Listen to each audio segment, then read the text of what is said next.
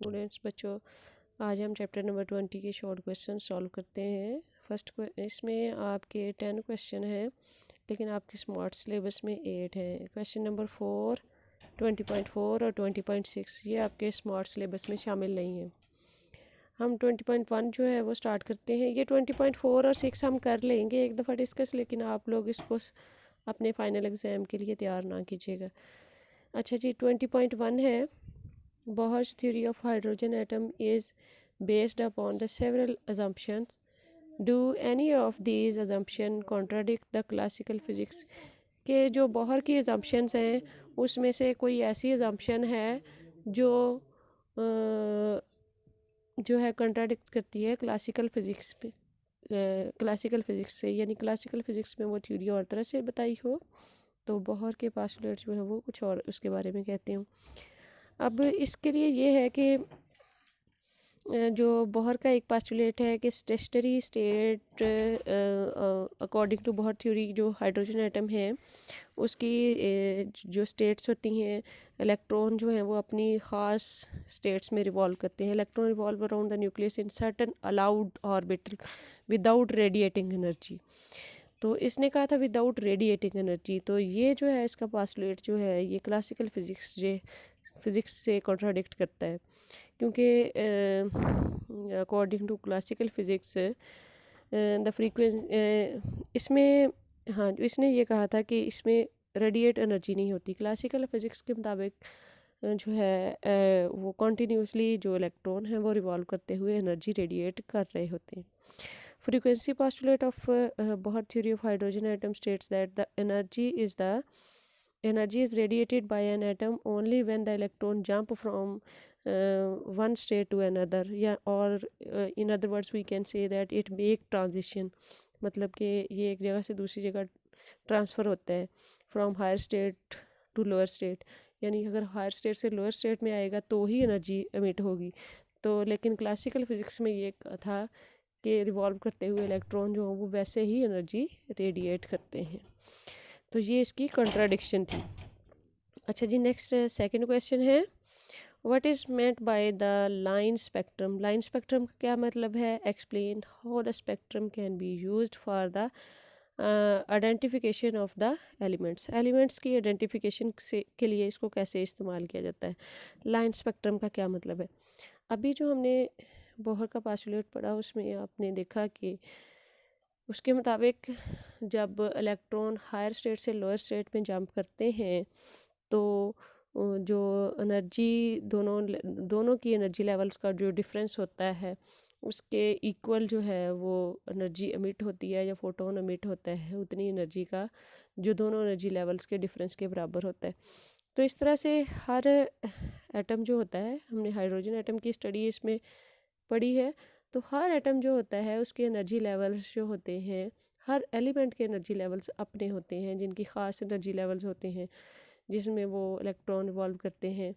तो अगर हम हाइड्रोजन एटम की ही बात करें तो उसके दो एनर्जी लेवल्स के डिफरेंस से अगर एक फोटोन एमिट होता है तो उसकी एनर्जी सिर्फ हाइड्रोजन के एनर्जी लेवल्स के डिफरेंस के इक्वल वाली होगी। अगर हम किसी और एटम की बात करें तो उसमें चूँकि एनर्जी लेवल्स ही डिफरेंट होते हैं तो वहाँ से दो एनर्जी लेवल से डिफरेंस के बराबर जो फोटोन एमिट होगा उसकी एनर्जी और होगी।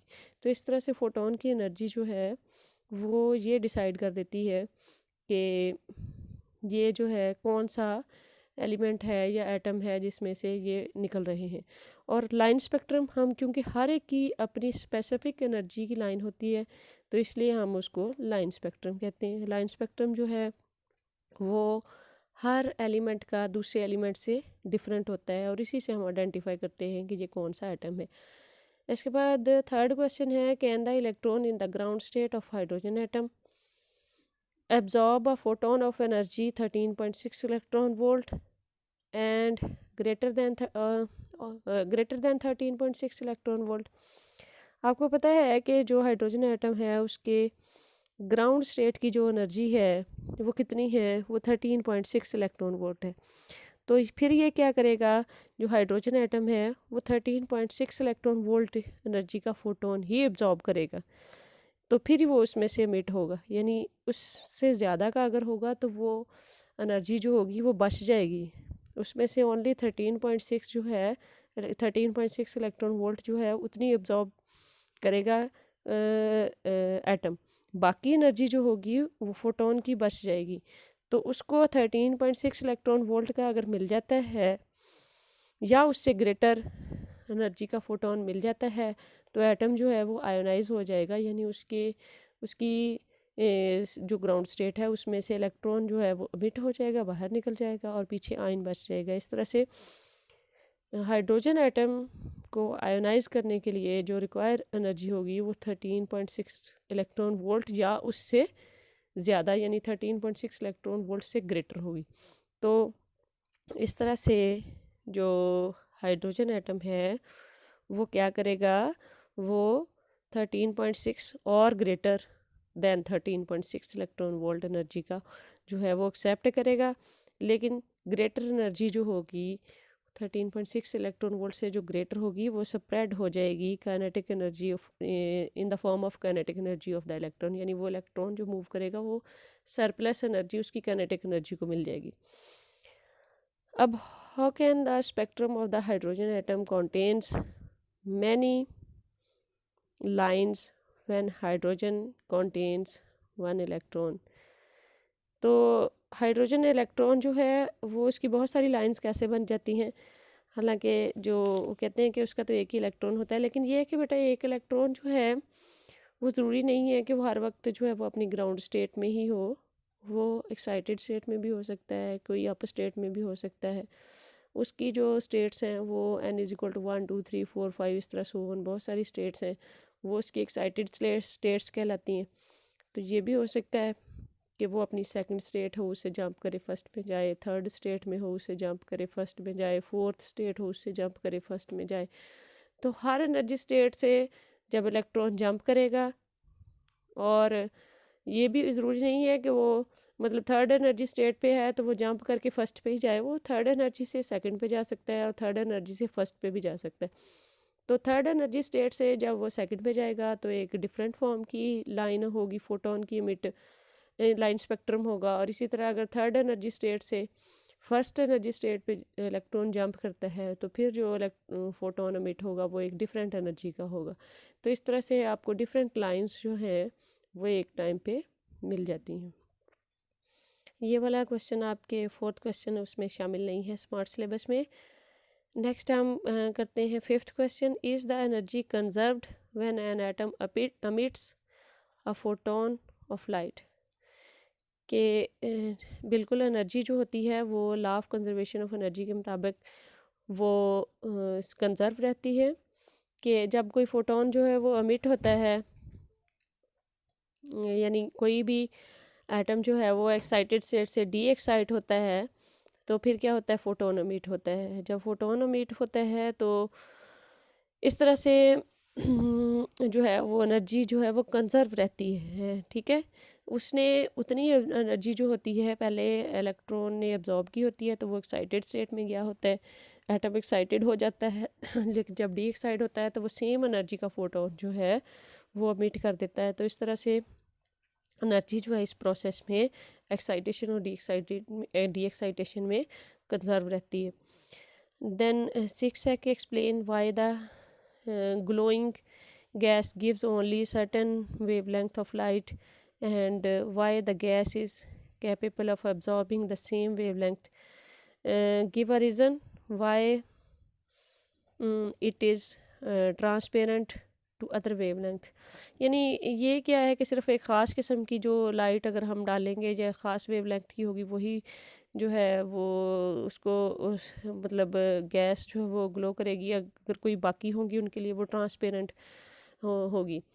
तो इसकी वजह ये है कि चूँकि हर एटम जो होता है आपने जैसे हाइड्रोजन में पढ़ा है तो उसके ख़ास एनर्जी लेवल्स होते हैं, तो वो क्या करेगा, वो सिर्फ उन्हीं को अब्जॉर्ब करेगा एनर्जी लेवल्स को, जो उसकी उन्हीं एनर्जीज़ के फोटोन अब्जॉर्ब करेगा या एमिट करेगा जो उसकी एनर्जी लेवल्स के डिफरेंस के बराबर हैं।